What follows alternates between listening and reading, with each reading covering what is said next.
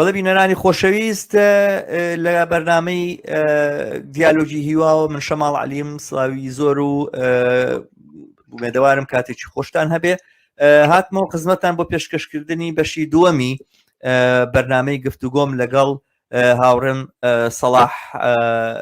ئەحمەد لە ئەمریکاوە کە سەبارەت بە کتێبەکان و نووسینەکان و تیۆریەکانێتی کە لە ماوەی ڕابردووە بڵاوی کردوونەتەوە.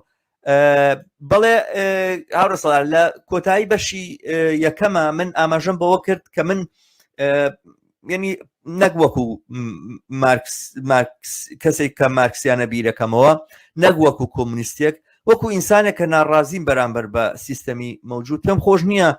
وا بیر بکەمەوە یاخود پرسیارەکان لەسەر ئەساسیەوە دانیم کە ئیتر ئومێدێک نەماوە، چونکە ئەگەر ئومێدێک نەماوە بۆ ڕزگار بوونەوەوانە پرسیارەوەی کە چۆن ڕزگار بم مۆزوعەتی نامێنێ، بابەتی نییە ئیتر ئەم پرسیارە. ئەمە بەشێک نییە لە تەحلیل و لێکدانەوەی من، یعنی من ئەساسەن ئەمە مووقیفێکە هەڵوێستێکە من بەرامبەر دنیا گرتوومە و بۆ تەحلیل و بۆ لێکدانەوە ناگەڕێن بۆی کەوا قانع بزانم ئەمە ڕاستە یان نا. خودی وجود و بوونی من وەکو کەسێکە بەرانگاری ستەم و زۆرداری و چەوسانەوە ئەکاتەوە فەرزی ئەکا بەسەرما کە بەم منهەجێتەوە بەم دیدگایە بەم جیهان بینیەوە واردی هەموو شتێک ببم لەوانە لێکدانەوە. هەر بۆیە پێم خۆشە پرسیاری من زۆرترەوە بێت چۆن ڕزگارە بم، نەک ئەوەی کە تەفسیری ئەوە بکەم کە ئەم دنیاە چۆنە بەتەنها. ینی ئەوە مۆزوعی ئەساسی مارکسیژە تا پێشەوەی کەوا قەڵەم خاتە سەر کاغەز و هیچ دانە لە تیۆریەکانی خۆی بنووسێ وتی تا ئێستا فەیلسوفەکان دنیایان تەفسیر کردووە، بەڵام هونەر نەک کاتی ئەوەیە. زۆر کات ئەمە تەرجمەیەکی زۆر تەزویرەکرێ، ئەڵێن وتوێتی تا ئێستا دنیایان ئەوە تەفسیر کردو، بەڵام ئێستا کاتی ئەوەیە وەگەوەی کێتر دوایی بە تەفسیرمان ناوێت، لێکدانەوەمان ناوێت. بەڵام مارکس ئەڵێ بەڵام هونەر لە گۆڕینیاتی، ینی تەفسیر هەر ئەەکەین لێکدانەوە هەرەکەین، بەڵام هونەری فەیلسوفەکان ئەبێ گۆڕین دنیا بێ. من بەم مەوزوعایەوە پێم خۆشەواردی ئەم باسە بم و ئەمەیە بزانم لە چۆوە ئەتوانم چی هەیە، چ فرسەتێک بە من ئەدرێ لە جێگایەکە کە خەریکە تۆتالیتاریزمی سەرمایەداری بەم باڵا دەستیەی بەم ترسناکیەی. ینی من تۆزێکی درێژێکەمەوە ئەم بەشە، بەڵام پێم خۆشە هەروە ئاماژە بە شتێک بمەوانە. من لەو کارکە ئەەکەم لە دایرەیەکی حکوومەتی سویدیا کارەکەم. ئەم دایرەی حکوومەتی سوید ئێستا پرۆژەیەکی هەیە بۆ دیجیتەڵایزکردنی هەموو شتێک. لە زەرفی 5 ساڵی داهاتووە کەسانێکە ئامادە نەبن تەلەفۆنیان هەبێ، سمارتفۆنیان هەبێ، یانی ئەو سمارتفۆنی کە بە بەردەوامی بە ئەنتەرنێتەوە وەستە ئەنتەرنێتیان هەبێ و شتێک هەیە لێرە پێی وترێ بانک ئایدی، ینی ئایدیە کە بڵێن لەسەر ئەنتەرنێت تۆ توانین تەلەفۆن بکەی وەکو وایە چۆن مەسەن لە سەیتەرە ئایدەکەی خۆپیشانەی بڵێن ئایدی کورتەکەی خۆپیشانەی ئاوا لەسەر ئەنتەرنێت دەتوانی خۆت بناسیێنی بەو بانکە ئایدیە بەو شتێکە پێ وترێ بانک ئایدی. کەسانێک کە ئەمەیان نەبێ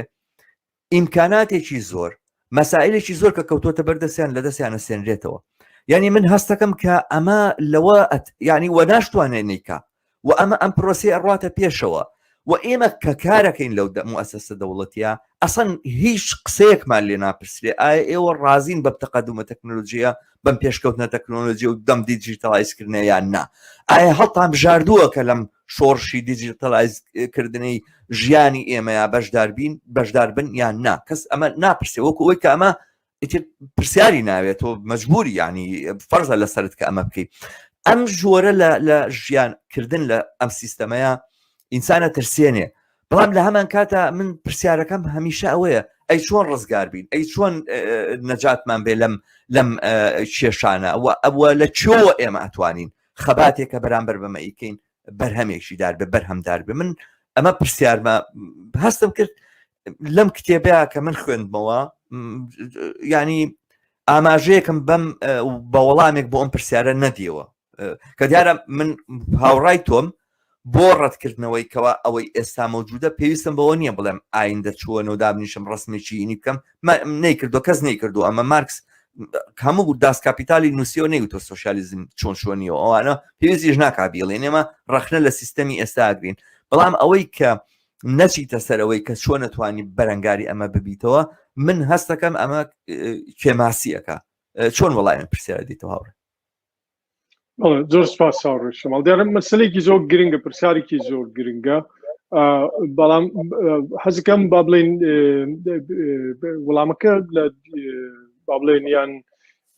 بە کێشەکردنەکە بکەمە دوو بەشی سەرکیەوە یەکیان ئەوەی کە بە شێوەیەکی گشتی لانیکەم لە ڕووی تیۆریەوە پێم وایە ئەگەر قەبارەی کێشێک کارەساتێک جا هەچ کێش و کارەساتێک بێ لە زمانێکە یا لە هەر شوێنێکە ئەگەر قەبارەی ئەو کارەساتێ ئەو کێشێ ئەو قەیرانە نەزانێن بازدان بۆ چارەسەرکردنی کێشەکە گەورەترە کاتەوە بۆ چارەسەرەکە زیاتر دواخات لەبەرەوە یەکێ لەو شتانەی کە با بڵێن لە کتێباکە ئێستا لە ئامادەکردنە بۆ چاپکردن باسی لە ڕاستیە هەمووی باسی ئەو نالیزم و شۆرشی دوایی بێ ئومێدی ئەوەیە یعنی ئەم تیۆریەیان فەلسفەی شۆرشە و دیارە مەبەست بۆنیە هیچ شتێک لە هیچ شێوەدا نامەزێنرێ و بەشێکی زۆرش دوو چاپتەری بە شێوەیەکی گشتی دوو خوێندنەوەیەکە بۆ دووبارە بۆ مارکس و ئیشەکانی مارکس و با بڵێن تێکستە سەرەکیەکانی مارکسیزم دیارە بە شێوەیەکی گشتی من زۆر ناکۆکم لەگەڵ زۆربەی با بڵێن مەدرسە مارکسیەکانە بۆوانەوە کە ئێستا برەویان هەیە و یەکێ لەو وتارانشم لەسەر ئەو مەسەلە لەسەر ئەو خوێندنەوەیە بۆ نمونە لەوەیە کە بێتە دەرێ لە ژورناڵێکی ئەکادمی مارکسیست کە لە 1936 دەرەکرێ ساینس ئەند سۆسایەتی لەوێ دیارە کورتێکی ئەو بۆ چوونەی خۆم دەربارەی ئەو خوێندنەوەی دەربارەی مارک و ئیشەکانی مارکسوک و فەلسەفا خەمەڕوو بە شێوەیەکی گشتی دێتەوە سەرم تێزەی خوارەوە کە ئەو پرۆژەی شۆرشە پرۆژەی یاخیبوون و هەڵگێڕانەوەیە پرۆژەی ئالتەرناتیڤێکی حەزر بەدەست و پێشتر وێناکراو نییە ئەمە کورتەی ئەو تێزەیە ئێستا دێمە سەر ئەوەی کە جگە لە با بڵێن ئیستیابکردنی حەجمی قەیرانەکە چیتر پێویستە یان بەشی دووەمی با بڵێن بە کێشەکردنەکە چییە بەشی دووەمی ئەوەیە کە ڕاستیە لە نێو خودی ئەو جۆرە شۆرشەوە هی ئەوەی کەم پێڵم پێی پاش پوچگەراییە پێ پاش بێ ئومێنی ئەوەیە کە ئەو جۆرە ئەو پرۆسەیە لە یاخیبوون لەبەرەوەی پرۆسەیەکە لە ناو خودی با بڵێن چەوساوەکانی پەراوێزەکانەوە دروستە بێت ئەمە جەرگەی تیۆریەکەی منە دیارە من پێم وایە هەڵەیەکی گەورە بوو کە بە دوای چارەسەرا بگەڕێ لە قاوەخانەکانی پاریس بۆ نمونە بەڵام پێم وایە چارەسەر و شۆڕژگێر ئای خودی ئەوەی کە با بڵێن ڕەڤۆلوشنەری سەبجەکت خودی شۆڕژگێر لە پەراوێزەکانە نەک پەراوێزەکانیش بۆ نمونە کە باسی ڕۆژهەڵاتی ناوەڕاست دەکرێ باسی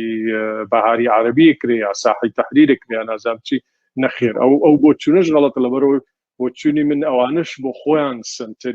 سنتەری ئیمپریالیزمی و سنتەری کۆلۆنیالیستی و ئەوانن یا ئەستەمبول یا نازانم چێنە ئەو شوێنانەی کە بێدەنگ کراون تەنانەت لە پەراوێزەکانە بۆ نمونە ئەبێ ئیتر فێری ئەوە بین کە چۆن لە شۆڕژگێر ماویستەکانی هندستانەوە بۆ نمونە فێر بین و چۆن لە شۆڕژگێرەکانی قەندیل و ڕۆژاوا و ڕۆژهەڵاتی کوردستانەوە فێربین و نەک ئێمە بەڵکو جیهان بەڵکو با بڵێن ئەوەی کە لافیەوە لێدا کە گوایە ئەوە نیە پێشبینی و فەلسەفەیەکی نوێی یا خیانەتدا ئەهێنێ بۆ جیهان بۆ نمونە لە ئۆڵەکانی سۆربۆنە یا هارڤاردە یا کوێچکە ئەمە ئەو هەڵگەڕانەوەی ترە بۆ ماڵم ئەمە دیارە یەک شت کە من زۆر دژیم بە ڕۆمانسیکردنی چەوسانەوەیە سەبەبێکی زۆر مادی و زۆر مباشریش ئەوەیە کە چەوسانەوە نابێت ڕۆمانسی بکرێت لەبەرەوەی کە بە شێوەیەکی ڕۆژانە ئەوەی کە چەوسانەوە داهێنێ ناشرینی و توندوتیژی و جەریمەتەوە نییە بەڵام بەبوونی دیدگایکی جیهانی و فەلسفەیەکی شۆڕژگێڕانەی بەرەنگار بوونەوە بۆی هەیە ئەو مەسەلەیە ئەو بندستی ئەو بێئومێدی و چەند جار چەوسانەوەیە بە چەندی وە بۆ نمونە ڕۆژی چیناتی و نەتەواتی و دەوڵەتی و جەندەر و تا دوایەکەیەوە بۆی هەیە ئەمە جەرگەی تیۆرەکەی با بڵێن لە کتێبە بۆی هەیە ئەمە ببێ بە توانای ڕزگارکردن بۆی هەیە ئەمە ببێ بە پنتی دروستبوونی ئومێد لە جیهانە نەک بەس بۆ چەوساوەکان بۆ ئەوانی تریش لە ڕاستیە بۆیە من بەشێکی زۆری کتێبەکەشم بۆ ئەوە تەرخان کردووە کە ئەوە پیشان بدەم کە لە ڕووی مێژوویشەوە وا بووە لەبەرەوە ئەو تێگەیشتنێکی سەردەست هەیە بۆ مارکسیزم بۆ نمونە وەکو فەلسفەی بەڕای من گرنگترین فەلسفەی شۆڕژگێڕانەکە کە تا ئێستا هەبێ بەو دیدگا جیهانی و مێژوویە گرنگەوە ئەو خوێندنەوەی کە خوێندنەوە سەردەستەی کە هەیە خوێندنەوەی دیسان چەند نخبەیەکی سەردەستە قەیناکە بەڵێ من ڕێز لە شۆڕژگێڕبوونیان چەبوونیانە گرم بەڵام لە دیدگایکی با بڵێن لە پەروەردەبوونێکی بۆرژوازی زۆربەی غەربیەوە هاتوتەکایەوە و هەڵەیەکی بەرهەمێنا و هەڵەکە ئەوەیە مارکسیزمی دووبارە با بڵێن وەکو دیدگایکی پۆزیتیڤ نمایش کردوێتەوە لە مارکسا بە دوای پێغەمبەر گەڕاوە حەزەکەم لێرە ئەو نقطەیە شەرح بکەی وەکو دیدگایکی پۆزیتیڤ مەسەلەن دیدگای نەگەتیڤ ئەوەیە کە ئەمەی کە ئێستا هەیە هەڵوەشێنێتەوە دیدگای پۆزیتیڤ ئەوەیە کە نەخشەیەکی هەیە کە دنیا ساز داتەوە ینی زۆر جار وەکو دەڵێ مارکسیان کردەوە بە پێغەمبەر ینی وەکەوەی کە مارکس هاتووە و با دنیا ئاوا لێ بکەین ئەمە بە پێچەوانەی و شتێک کە مارکس کردی ینی مارکس تەواوی وجودی ئەو لە لەحظەیەکی دیاری کراوە لەوەیە تعریفە بووە کە ڕەتی یۆتۆبیایە کردەوە کە ڕەتی سۆسیالیزمی یۆتۆبیایە کردەوە یعنی ڕەتکردنەوەی سۆسیالیزمی یۆتۆبیا هەر ئەوە نەبوو سۆسیالیزم زانستی کەین و مەسەلەن دواتر ئەنگڵز شتێکی نووسیوە کۆڕاستێکی نووسیوە سۆشیالیزمی زانستی و سۆشیالیزمی یوتوبی زۆرتر وا تەسەورەکەی باسی زانستیەکەی ئەوەیە کە ئێمە لەسەر ئەساسی تحلیل و لێکدانەوە ئەوانە بەڵام لێکدانەوە ئەڵێن سۆشیالیزم دێتە دی و حتمێتی ڕوخانی سەرمایه‌داری ئەوانە نەک لەسەر ئەساسیەوەی مەسەلەن ئایدیایکی دیاری کراومانی فکریشی دیاری کراومان بەڵام باسەکە هەر ئەوە نییە باسەکە هەر ڕەتکردنەوەی ئەوەیە کە ئایندەی سۆشیالیزم ڕەسم کەی نەخشەیەکی بۆ داڕێژی سۆشیال دیزاینەر بی مارکس سۆشیال دیزاینەر نەبووە ناتوە ڕستنی کۆمەلگایەکی هەتا ڕەتی کردوەوە چەند جار پرسیارن لێ کردو مەسەلەیەکە کە لە داهاتوە ئەکرێ ئەوەی کە مهمە بە نسبەت منەوە هەڵوەشانەوەی ئەمە ینی کە تۆڵی هاتوون مارکسیان تەزویر کردووە وەکو پۆزیتیڤیستێک نیشانیانداوە وەکەوەی کە تەسویرێکی پۆزیتیڤی هەیە بە ئەمڵین نینێکی پۆزیتیڤە و وەکو پێغەمبەرەکەم مەبەست لەم خاڵەیە وەک ڕوونکردنەوە ویستم ئەو خڵە باسکەم بەڵێ سەد لە سەد و تەفسیرەکە لەوەیە کە با بڵێن بە تایبەتی کتێبەکە هەشت بە 6 چاپتەرە بە تایبەتی لە چاپتەری 6 بە وردیە چوە سەرەوەی کە باسیەوەی کە ئەمە لەکوێوە هاتووە یادی ئەم جۆرە بینین ئەم جۆرە خوێندنەوەیە جگە لەوەی کە خوێندنەوەی نخبەیەک کە لە ژینگەیەکی بۆرژوازیە و لە غەربا زیاتر پەروەردە بووە بەس جگە لەوە با بڵێن قوڵایی مێژوویەکەی چییە بە درێژایی هەزاران ساڵ هەرەوەی کە مارکس بۆ خۆی خاتە بەر ڕەخنا جۆرێک لە بیرکردنەوەی هەڵاوجێر دروستە بێت یا بە شوێکی ترەوەی کە پێوتری ئایدیالیزم کە با بڵێن شەرخێک دروستەکات و پەرەپێدات لە نێوان بیر و لە نێوان ژیانە لە نێوان لەشا بۆ نمونە ئەم مەسلەم شەرخە زیاترەکات و ئەم نامۆبوونە کە خۆی دەرەنجامی با بڵێن کۆمەڵگای چەوسانەوەی کۆمەڵگای دابەشکردن و ممارسەی دەسەڵاتە ئەم نامۆبوونە با بڵێن ئەخاتە چوارچێوەیەکی مێتافیزیکیەوە و خوێندنەوەیکی ئەبەدی پێرات وەکەوەی کە هەندێک شت هەن ئاوهان ینی بۆ نمونە بۆی ئەوانە هەمیشە با بڵێن بە شێوکی گشتی ینی فەلسفەی سنەتی بە شێوکی گشتی چ ئەلمانی چ غەیری ئەلمانی باسی بۆ نمونە سروشتی ئینسانەکات وەکوێ بە شتێکی نەگۆڕ بێ ئەمە ئەم دیدگایە هات تەنانەت خودی مارکسیستەکان هاتن بەم دیدگایە بەم بۆ چوونەوە بە دوای چارەسەراگەڕن لە مارکسا بەمەستمەوەی بە دوای پێغەمبەرگەڕانە بە دوای ئیلهامێکی ترا بە دوای کتێبێکی مقەدەسە کە چارەسەری مشتەکانی پێبێت ئەمە هەڵەیەکی کوشندە بوو بەڵام ئەوانەی کە لە پەراوێزان ئەو خۆشبەختیەشیان نییە کەم هەڵەی هەتا ئەبە دووبارە بکەنەوە با بڵێن کەسێک شۆڕژگێڕێک لە ڕۆژاوای کوردستان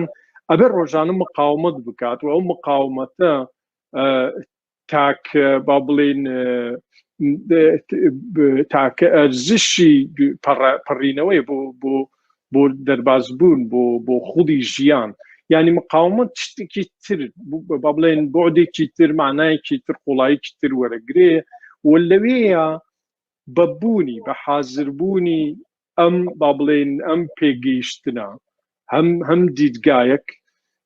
هەم بوونی پرۆژەیەکی مقاومەت کە لە هەمان کاتا مقاومەتی با بڵێن کەوتنە چاڵی شۆڤینیزم و کۆنەپەرستی و خۆدپەرستی و بەزەی بەخۆ هاتنەوە ئەوانە ئەکات و هوشیارە بەوەی کە تەجروبەی با بڵێن کۆلۆنیالیزم یان سەرمایەداری لەسەر ئاستی بچکۆلەتریش دووبارە نەکاتەوە لەوەیە ئومێدێکی گەورە هەیە من پێم وایە لەوێشە بە شێوەیەکی مێژوویشیانی لەوێشە مارکسیزم وەکو ئەوەی کە ئەبوایە وەکو فەلسفەیەکی شۆڕجێڕانە بوژاوەتەوە بۆ نمونە بە پێچەوانەی تەنانەت بۆ چوونەکانی خودی شۆڕژگەڕ مارکسیستە ڕووسیەکانەوە لە ئەڵمانیا لە فەرەنسا لە ئینگلتەرا ئەم شۆڕشە بەداخەوە ڕووی نەدا بەڵام لە رووسیا ڕۆدا لە کوێ رووسیا تەنانەت لە خودی رووسیاژە لە پەراوێزەکانە کەسێک و چۆتسکی بۆ نمونە دامەزرێنەری وەنیە سوپای سوور خەڵکی هەودێکی ئۆدێستێ بەڵێ وە جوولەکەشە ئۆدێسەکە ئێستا کەوێت بەڵێ یوکرینەوە ئەم یعنی ئەم مەسەلەیە لە ڕاستیە ئەو سەرگەردانیە با بڵێن کە ئێستا کودی تیاژی ئەرزێتی ئەوەی دروست کردووە کە زۆر شت دروست بێ بەڵام دوو شت ئەتوانین ئێستا بە شێکی زەقس ئیشارە پێ بکەین دیوێکی بزوتنەوەیکی شۆڤینیستی فاشیستی خوێنڕێژی ژنکوژی مناڵکوژی ژینگەکوژی ئیتر هەموو شتێکە هەموو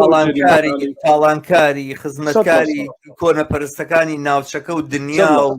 بڵێ جا بە ناوی ڕزگاری نەتەوە بیا بە ناوی شتی دینەوە بیا بە ناوی پێغەمبەرەوە بیا بە ناوی هەر شتێکی کەوە بێت بەڵام بزوبنەوەیکی تر ئەمە دیوی ڕاستی ئەمە باڵی ڕاستی کە بەداخەوە باڵێکە کە دەستی بەسەر باشوودا گرتووە و بەداخەوە لەم قەوسەیە ئەوەش بڵێم کە نخبەی ڕۆشنبی کە لە 2009 مەش بە نووسین وتوەوە نەبێ دەست مجاملە بۆیەوە لە نخبەی ڕۆشنبی لە باشوور بەڕاستی بەشێکی زۆریە و بەرپرسیارەتە مێژوویەکەوێتە ستویان بە تایبەتی لەوەیە کە بە شێوەیەکی سیستماتیک چەپەکان شوراکانیان ناشرین کرد تەجریم کرد و کوشتنیان حەڵال کرد و گوتارێکیان داهێنا بۆ زیاتر پەراوێزکردنی تاکە هێزێک کە بەو شکڵە بە شێوەیەکی ڕاستەوخۆ دموکرات بوو بە شێوەیەکی ڕاستەوخۆ پێشکەوتوو خواز و ئازادی خواز بوو بە هەموو ماناکان هەم بە مانای تەنانەت ئەگەر ئێوە باشترە زانن تەنانەت بە مانای ڕزگاری نیشتیمانیشیانێ چکە هەمووی درۆیەکی گەورەیە کە گوایە ئەم هێزانە فکری سەربەخۆیی دامەزێندان نەمەزان و شتێک لەلایەن سەربەخۆیی بووە ئەوی تری بەڵێ باڵەکەی تری بەڵام باڵێکی هوشیار باڵێکی ڕزگاری خواز هوشیار بە هەموو پایەکانی داگیرکاری و چەسانەوە و ئازادی پەیابێ هەر با بڵێ لە چوارچێوەی ئەو جوگرافیای خودی کوردستانە و شوێن بۆ ئەو بێدەنگکراوە ئەو خودە بێدەنگکراوەی ژێردەستی کۆلۆنیالیزمی جیهانی و کۆلۆنیالیزمی ناوچەیی و کۆلۆنیالیزمی ناوخۆیش ئەکاتەوە ئەلەوەیە بۆ نمونە ئەو تەجروبانەی کە باسمان کرد و بەڕێی من ئومێدەمێ و ئومێدەوەیە کە جۆرێک شێوەیەک واز لەو پاشگەرێتیەی ڕۆژاوا بێنن شۆڕژگەڕێکی مەبەستم ڕۆژاوای جیهانە شۆڕژگەڕێکی ڕۆژاوای کوردستان یا باکووری کوردستان ڕۆژهەڵاتی کوردستان ئەتوانێ زۆر شت فێری خەڵکانی تر بکات دەربارەی ئازادی ئەمە دیوێکی بەڵام ڕەنگە بەقەیەوە یا لەوەش گرنگتر ئەوە بێ کە هاوپەیمانێتێکی بێمەرج دروست بێ لە نێوان ئەو هێزە ڕزگاری خوازە پێشکەوتو خوازانەیە بەدەر لەوەی کە بەیداخی چێ کۆمۆنیستە چێ بۆ نمونە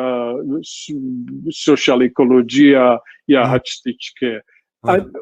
بەڕێی کتێبەکە با بڵێ ئەتروحەکە تێزەکەی من هاوڕێستەڵات تۆ لێرە ئێستا باسی و کتێباکی کەوا تازە دەرەچێت نە کتێبی فەزای تۆتالیتاری چونکە ئێمە لە بیدایەتەوە من ئاماژەم بەو کتێبە کرد بەبەستە دێستا و کتێبەیە کە خەریکە و دەرچوونە ینی لە چاپکردنایە ئێستا بە زمانی ئینگلیزی بەڵێ ئێستا بلومسبری کە با بڵێن دارنەشێکی بریتانیە و پێشتر با بڵێن بارحاڵەوە چیرۆکێکی دوورودرێژ بەڵام لای ئەوان دەرەچێت ئەم ساڵ با بڵێ ئێستا لە ئامادەکردنە بۆ چاپ بەڵام مەبەستمەوە تێزەکە ئەوەیە کە با بڵێن ناساندن و بناغەدانان بۆ فەلسفەیەکی شۆڕژ جێرانە و با بڵێن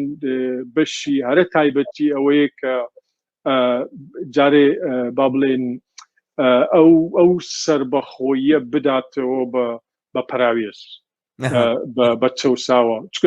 چکە کەسێک کە لە پەنەما چەوسێنرێتەوە لە کوردستانە چەوسێنرێتەوە بە تێزێکی فەیلسوفێکی پاریسی ڕزگاری نابێت بەدەر لەوەی نیەتی ئەو فەیلسوفە پاریسیە چەند باشە بەداخەوە ئاوا بە ڕێژێ دووبرێ ناتوانێ ئمە بکات با لەگەڵ چەی گێڤاراشە ژیا بێت و نازار چ کتێبیشی لە سنووسی بێ ئەمەیە با بڵێن بەشێکی ئەم با بڵێن ئەم جۆرە خەتی شیکردنەوەی کە ئیشەکەی من زۆر جیاکاتەوە لە تەنانە لەناو با بڵێن لەناو مارکسیستەکانە لێ زۆر چاکە بەرحاڵ من دیارە لە بیدایەتی قسە و باسەکانمە چونکە باسەکە زۆر سەبارەت بە چاودێریکردن و سەبارەت بە فەزای تۆتالیتاری سەرمایهداری ئەم سەردەمەی دنیا و دیجیتالیزیشن و ئەوەی کە هەموو شتێکە بووە بە دیجیتال و مشتێک بۆ بە ئەلکترۆنی ئەوانە ئاوان بیرکردەوە وتم باشە کەسێک لە کوردستان جۆمان لێبێ گوێی لە ئێمە بێت و ئێمە ببینێ نوکتەی ئینەکەم بیرکەوتەوە جاران شتێکە بوو خولە چەخماغا مەسرحیەکە بوو دانیشت بوون شانۆگەریەک بوو دوان بوون زۆر فەقیر بوونەوەوانە دۆمینیانە کرد مۆزەفێکیش دانیشت بووی ئای ئەگەر 10,000 بۆ دەرەچوو ئای 10,000 بۆ دەرناچی ئەگەر بۆم دەرچی 10,000 وات پێکەم وات پێکەم یەکی شیانبەی ویتریان و کەمال و معروف بوونیت بەخۆ من ئەگەر دوو شەشێ لە دەستی ئەم برادەریا بگرم 10,000 هەر ناوێ دێمەسە کەسێک لە کوردستانەوە گوێی لە ئێمە بێ ڕەنگەویش ئاوا بە حسابی ئەوان بڵێ کاکە من ئەگەر موچەی ئەم دوومانگەم بۆ دێەوەوانە باسی ئەم دیجیتاڵایزیشن و ئەمریکا فەزای تۆتالیتاری و ئەم باسانە ئەکەن ئەمانم هەر ناوێ بەڕاستیش نەبووە بە پرسیاریان ئێستا ئێمە باسی فەزای تۆتالیتاریەکەین لە غەربا و ئەوانە ئەڵێن لە لەندەنادانراوە خۆش کۆڵان نییە لە سلێمانی و لە هەولێرە کامێری سەردانرابێ و بەم ڕۆژگارە ڕسمی خەڵگە گرنەوەوانەوە کێتە بەردەستی ئەو دەستگا سایشانەی و پاراستانەی کازانین چۆن و چۆن نین یعنی ئەمە مەسەلەیەکە کە بۆ ئەوان نابێتە پرسیار مەبەستمەوەی بەڵام ئێستا بەم ئاماژەیەت کە کردت من شتێکم بیر هاتەوە کاتی خۆی پێم وا بێ حەمە فەریق حەسەن بوو چیرۆکێکی نووسی بوو ڕەشپۆشی جیهانی ڕەشپۆشێکی جیهانی چوارەم باسی ژنێکی کرد کە لە کوردستانی کردبوو بە جیهانی چوارەم لەوە نەبوو تەقسیمە هەبوو جارانیان و جیهانی یەکەم ئەوروپا و غەربەوانێ جیهانی دووەم رووسایەوانی کە لە بەرامبەر وەسام جیهانی سێم ئەوەیە کە لە دەرەوەی ئەم دوو جیهانی و ئەفریقای ئەوانە ئەو کوردستانی کردبوو بە جیهانی چوارەم جا ئەمەی کە باست کرد ئێستا مقاومەتە لێرەوە دێم بە جۆرێک هەستەکەم ئاماژەیەکە بەوەی کە لەو شوێنانەیە کە ئەڵقەکانی کۆنتترۆلکردن و ئەڵقەکانی بڵین هینەی سیستماتیک بڵێن خستنە ژێرباری سیستماتیک چونکە لە شوێنێک لەو کتێبەیە بڵین فەزای تۆتالیتاری باسی هینەکەی قەرزی بانقەکەی کە کارگەرانی غەرب وەری ئەگرن بۆی کەوا خانوو بکڕن و بە جۆرە لە جۆرەکان ئەمە بە هینێکەزانی بە لە دەستدانی شخصیەت و کەسایەتیان ئەزانی تو ئەوانەکە بۆ ئەوەی کە هین بکەن پرسونەتی خۆیان وەربگرنەوە بە بەردەوامی ئەبێ ئیش بکەن و کار بکەن و ئەمە ئەتوانێ وجودی ئەوان سەر لە نوێ هینکاتەوە ئێمە لە کوردستانە یاخود لەم ناوچەی ڕۆژهەڵاتی ناوەڕاستیە و لەم بەشانەیە کە پەراوێزە وەکو بە ڕێزە باسیەکەی دەرگی لێم کێشانە نین خەڵک بەو ئەندازەیە ئاوا نەچۆتە ناو ئەم سیستەمەوە و مەجبور بێ هەموو ڕۆژێک مەسەلەن 8 سعات بە تەواوەتی لەسەر کار بکە بە سعاتێکی سراحەتەوە کە 9 سعاتێکە چێ بۆ سەرکار و سعات و نیوەک یا سعات و نیوەکی تریەتەوە کاتە نزیکەی 11 سعاتیان بەسەر تۆ لە ئەمریکاژی پێم وان بێ کەسێک ئەگەر بێ بەباشی تۆزێک ژیانی مسۆگەر بێەوەوانە بێت دوو کار سێ کار بکاتەوەوانە ینی بە تەواوەتی تەواوی ژیانی ئەبێ بەکارکردن تەواوی ژیانی ئەبێ بە قوربانیدان بۆ زیندومانەوە کە من پێمانێ لە کوردستانە کەمتر ئێمە لەگەڵ ئەم جۆرە لە کۆنتترۆل و لەوانەیە بەرەو ڕووین بۆیە فرسەتێک هەیە بۆ نیگەیت یاخود بۆ هینکردن بۆ ڕاوەستانەوە بەرامبەر بەم سیستەما یاخیبوون لەم سیستەما دەرچوون لەم سیستەما من باش تێگەیشتوم هاوڕێ سەڵاح هاوڕێ بەسلەی ئەگە باسی کوردستان من وا تێگەیشتم مەبەستت باشووری کوردستانە باشوورستان و تەواوی کوردستان هەر باشوور نییە ئەنی هەر ئەم ناوچەی ئێمە بەگشتی هەموو کوردستان کە بە جۆرێک پەراوێزە بڵێ بەڵێ بۆ حەدە بڵێ بەو مانایە بڵێ من لەو پەراوێزی سێجارە بەبەستم کوردستانە بە شێوکی گشتی لە نێو شوێنی کەشا بەڵوچستان یان ئەمە زیگڕەکان یان دارفور یا تا دوایی بەڵام لێرە ئەبێ جاکردنەوەیکی دیکە بکەین بەتایبەت دەربارەی مەسلەی کار و بەرهەمهێنان و با بڵێن ئەو ئەو دابشکردنی کارە کە بەڕێ من لانی کەمە بێت دوو پۆلسازی جیاواز بکەینەوە بەڵمانایە ئەوەی کە لە باشووری کوردستانە قەومێ شتێکە لە ڕاستیە من بۆ نمونە لە باکوور بەچاو نەکەوتووە بە پێچوانەوە خەڵکی باکوور بە شێوکی گشتی زۆر کارەکەن و زۆر وابێت زۆر خەباتی ڕۆژانە بکەن بۆی بتوانن بژێوی بەدەست بێنن و ئەم مەسەلەیە دیارەیتر چەندین دیوی تری هەیە دیوی دیکەی سیاسی و هوشیاری و ڕێکخراوەیەوە بە هەمان شێوە بۆ ڕۆژهەڵات و ڕۆژاواش خەڵک ئەبێ ینی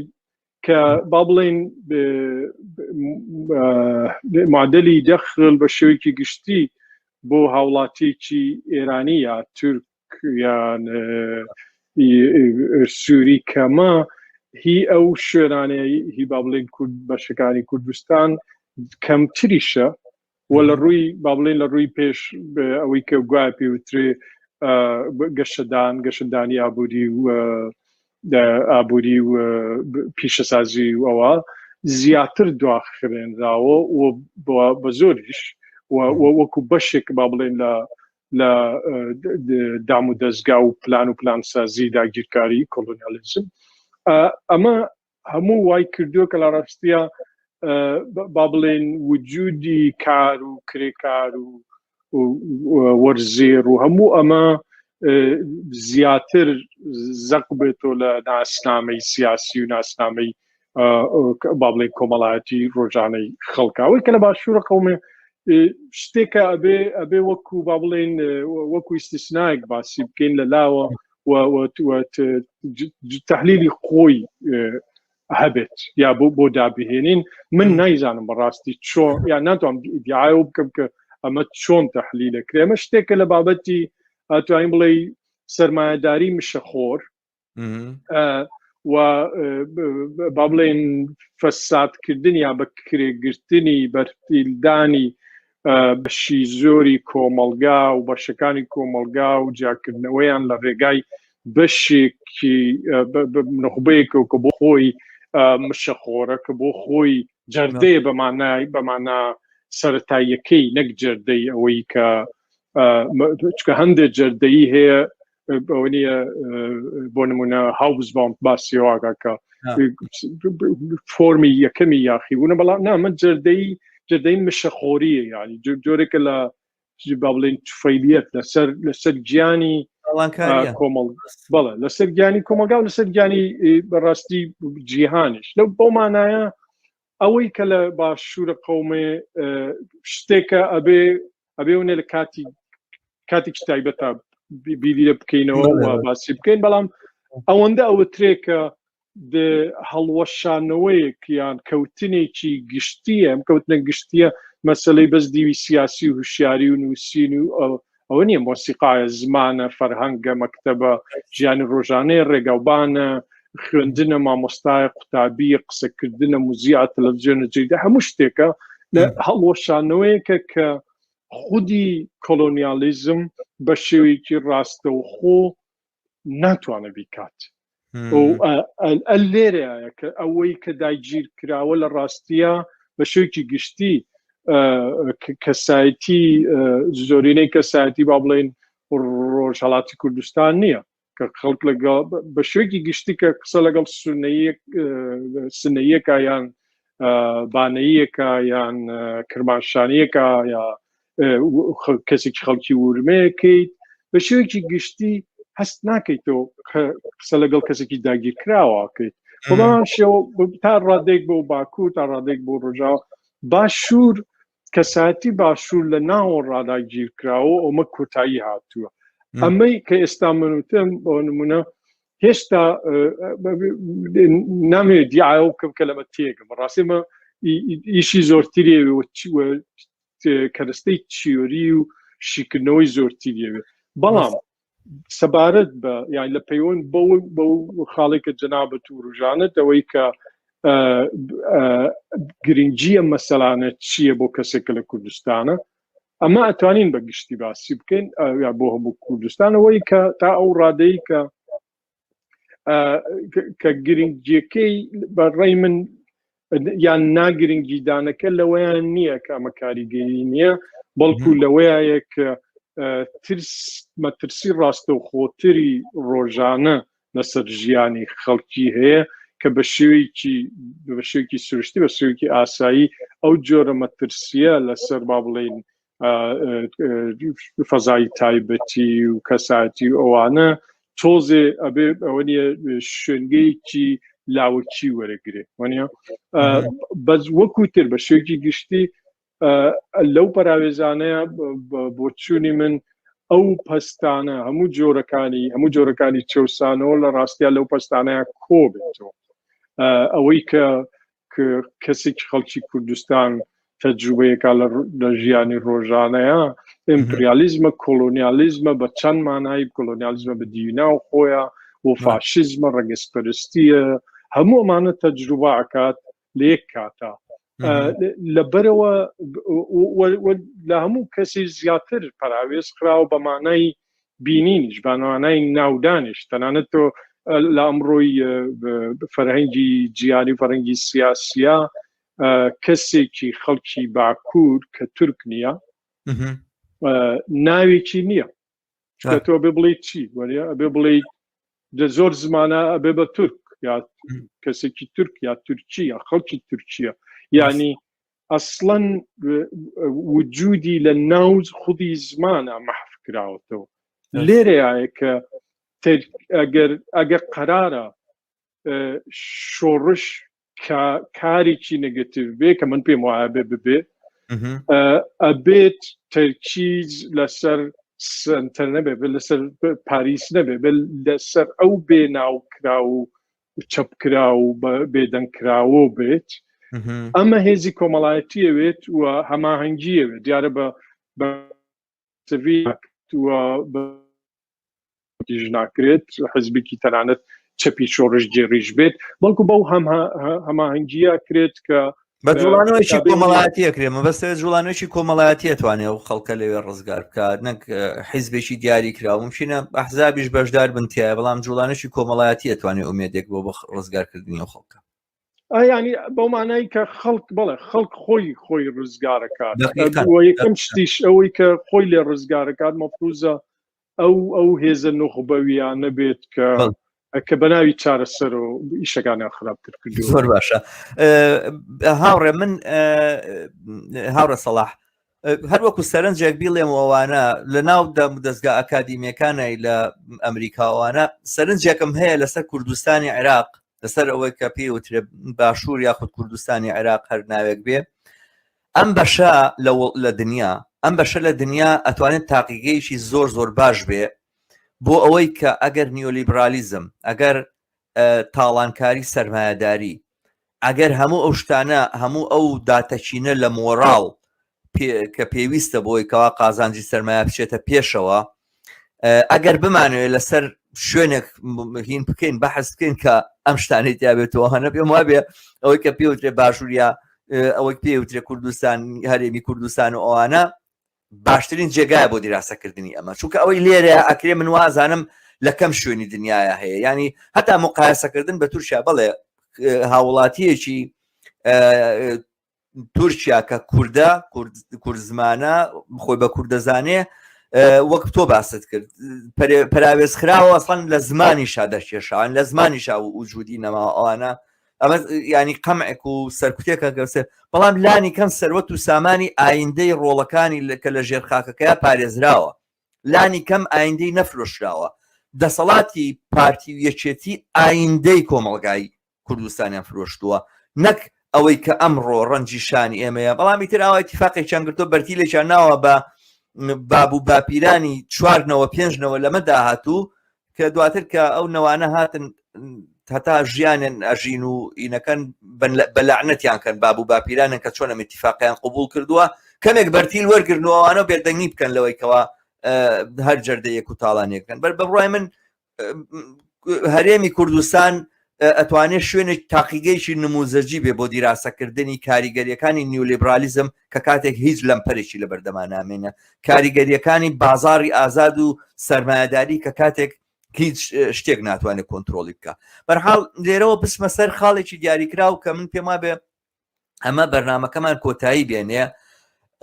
لەگەڵ تێڕوانینی توایە لەسەرەوەی کە شۆڕژگێڕێتی یاخود شۆڕژێری ڕاستەقینە ئەوەیە کە ئەڵێ نا بەم سیستەمە و ئەڵێ من نەمەوێت دەرچم و ئەمێ ڕزگار بم ئەوانەوە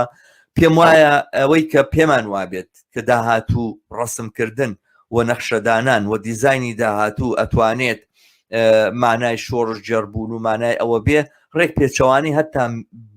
بنەمایترین میتۆدی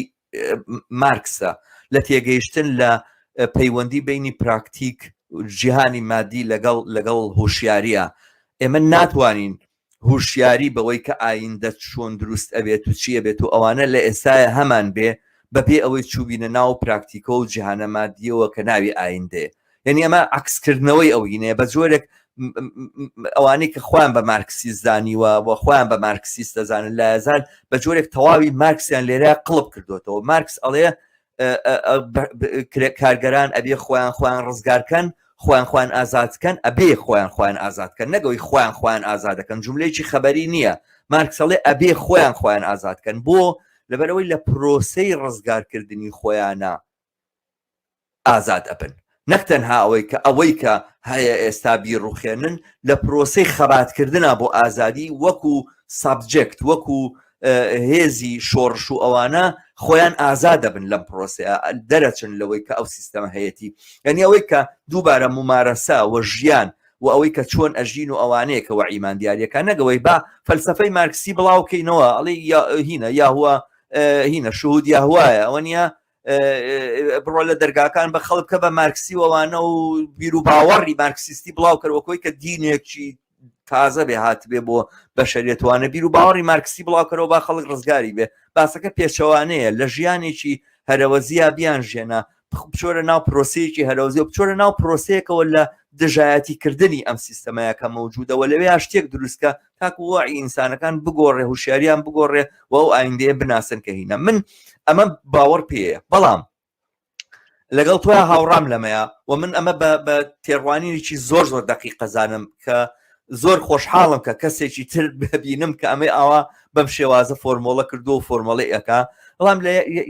یەک خاڵ ئەمێنێتەوە ئێمە بۆ گۆڕانکاری لە دنیایەکە کە بەم ئەندازەی ئێستا تاقیدە کە بەم ئەندازەی ئێستا پێچیدە بووە وەکە ئەگەر تۆ مەسەلەن بۆ نمونە ڕۆژێک یا هەفتەیەک لە شارێکی وەکو ستۆکۆڵما ئەنتەرنێت نەمێنێ خەڵک بە معنای کەلیمە برسی ئەبێ و چەندین خەڵک لەوانەیە لەبەر نەخۆشی بمرێ و خەڵک فریایی ئیسعاف ناکەی و خەڵک ناتوانێت بڕوا بۆ سەرکار تەواوی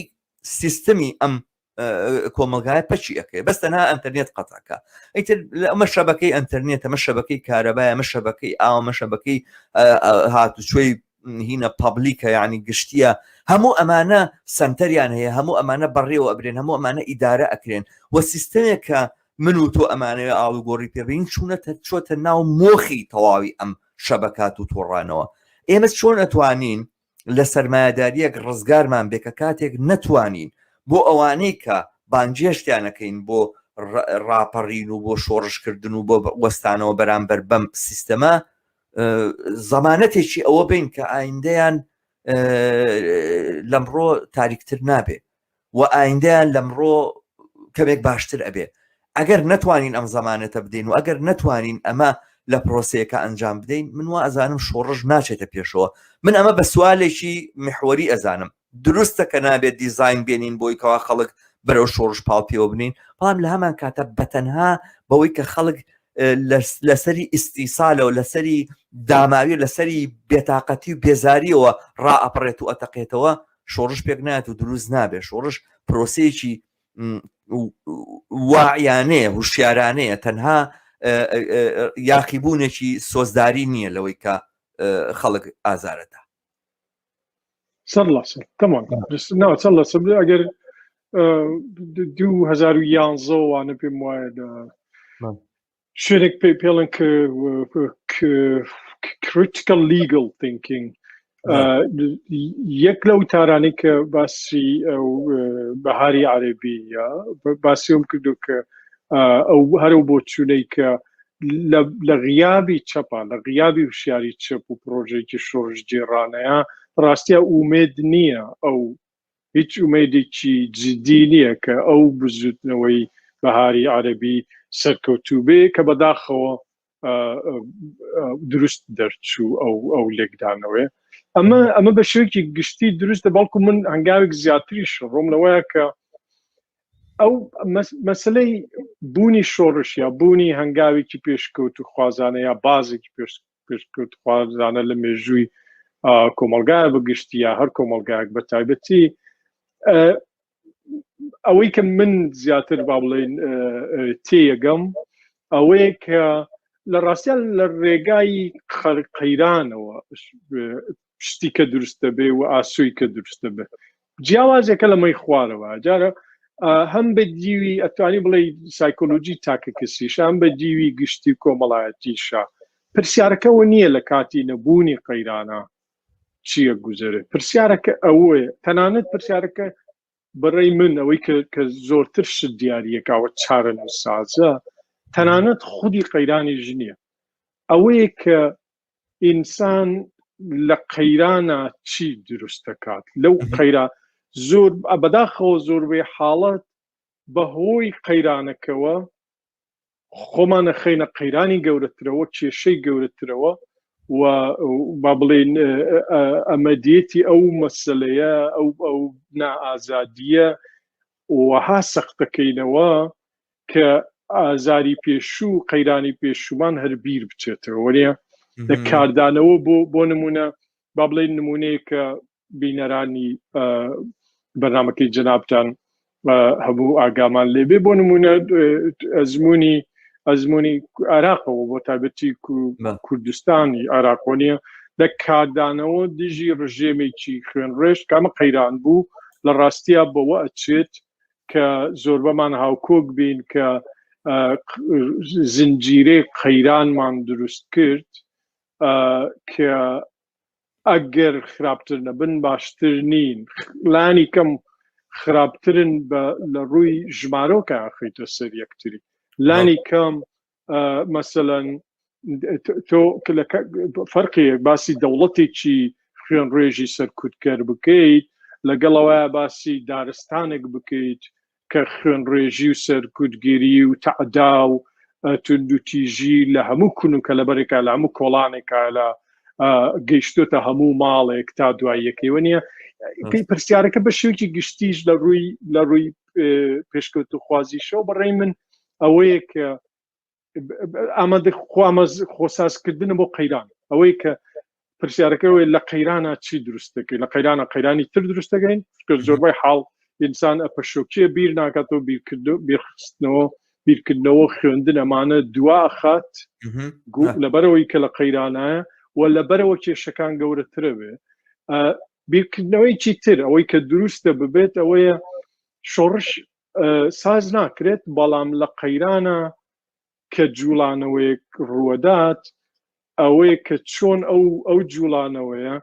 با بڵێن دووبارە سیاقی پێدەیتەوە کۆنتەکسچوالایزیەکەیت لە ناو چوارچێوەیەکی بینینێکی مێژووی شۆڕژگێڕانەیە کە بزوتنەوەیکی شۆڕژگێڕانە خۆی ئامادەکردو خۆی ساز کردو خۆی ڕێکخستووە لە ناو خەڵکە و بە زمانێک کە لە وشیاری خودی خەڵکەوە هەڵەقۆڵە بۆ بوو ئەم دیارە ئەو جوابەت تۆزە درێژە پێدا بەڵام پرسیارێکی زۆر بەجێ و زۆر سپاس بۆ ئەو وروژاندنی و مەسەلانە هاوڕێش زۆر سپاس دەکەم من پێم وایە گەیشتینە کۆتایی بەرنامەکەمان من زۆر خۆشحاڵ بوومەم گفتوگۆیە ئومێد یەکەم ئەوەیە کە ئەزانم کە سەختە بێ لەوانەیە تەواوی کتێبەکە تەرجمەی کوردی بکەی خۆتوانە بەڵام لە لایەکی تریشەوە ڕەنگە تەرجمەکردنی ئەرچێک بێ بۆ هەر کەسێکی تریش لە ئێمە سەخت بێ نەکرد تەنها خۆت لەبەرەوەی ئەساسەن ئەو زمانەی کە تۆ پێت نووسیوە بۆ ئینگلیزیە بەڕاستی ئمە زمانی کوردی بەو ئەندازەیە دەوڵەمەندمان نییە کە بتوانێت ئەو شتانە لە خۆ بگرێ من بۆم بەرنمەیە بەڕاستی زۆر کێشەم هەبوو لەگەڵ هەندێک بڵێن دەربڕین و هەندێک مستەلاحاتوانەیە کە نەمەزانێ ئەگەر لە بەرنامەکە بێتە پێشەوە باسی بکەموانە بەچ کەلیماتێک و شێک جێگەی بگرمەوە. بە هەر حاڵ من ئومێدەوارم کە بتوانی تۆ خولاسەی ئەم کتێبەی کە ئێستا من لە بەردەستمایە خوێندومەتەوە بۆ ئەم بەرنمەیە و ئەو کتێبەی کە لە ئایندەشە بڵاو ئەبێتەوە بە نزیکانە خولاسەیەوە لە وتارێکە بە زمانی کوردی بڵاو بکەیتەوە بۆ خوێنەرانی کورد بۆ سوودوەرگرتن. بەڕاستی دەوڵەمەندکردنی دیدی ڕەخنەی مارکسیانە نەک مارکسیستانە مارکسیانەوە تێگەیشتنی مارکسیانە بۆ ئاڵوگۆڕی کۆمەڵایەتی پێداویستیەکە ئێمە هەمیشە دەبێت دەمەزەردی کەینەوە. ئەمە مەسەلەیەک نییە کە لێی گەڕێنوازی لێبێنین بڵێن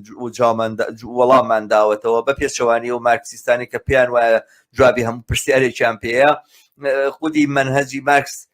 لەسەر ئەساسیەوە دامەزراوە کە پرسیار هەمیشە دروستەبێ و هەمیشە بێ وەڵامی بدەین. وەکو پێشتر وتم لێکدانەوە هەمیشە کارێکە و وتبوونەوە هەمیشە کارێکە و تەفسیر کارێک کابێ هەمیشە بیکەین. ئومێدەوارم ئەم شتانە ئەم نووسینانەی تۆ بتوانێ شتێک بخاتە سەر ئەو زەخیرەیە بۆ ڕۆشنبوونەوەی زیاتری دیدی کەسانی شۆڕژگێڕ و کەسانێکە یانەوێت و گروپێک یاخود ئەو هێزەی کەوێ لە کوردستانە ئاڵوگۆڕی جدی پێک بێنێ. من دووبارە زۆر خۆشحاڵ بم بەم زۆر سپاس دەکەم بۆ کاتێک بۆ تەرخان کردم. زانم ڕۆژی تاتیلاتە و ماندووشی بەڵام زۆر باش بوو کە ئەم گفتگوۆیەمان پێکەوە کرد. زۆر سپاس ئەوڕێ شەماڵ جێگای شانازیە بۆ من زۆر گەورە بووم بە دیدارتان و هیوادارم سەرکەوتوو بن بە خۆشحاڵیەوە هەربژیت. زۆر سپاس. ڕۆژێکی خۆش. ڕۆژێکی خۆش.